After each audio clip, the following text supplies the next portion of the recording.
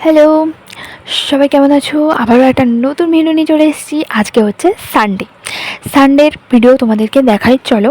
আজকে তার আগে আমি করে নিলাম চান করার পরে এবার ঠাকুরকে দেবো সেবা। ঠাকুরকে না সেবা দেওয়াও হয়ে গেছে। চলো, ঠাকুরকে সেবা দেওয়ার পরে এবার করব রান্না। তার আগে দেখিয়ে দিই কী কী রান্না হবে। ঝিঙে পোস্ত, মাংস কষা আর ভাত।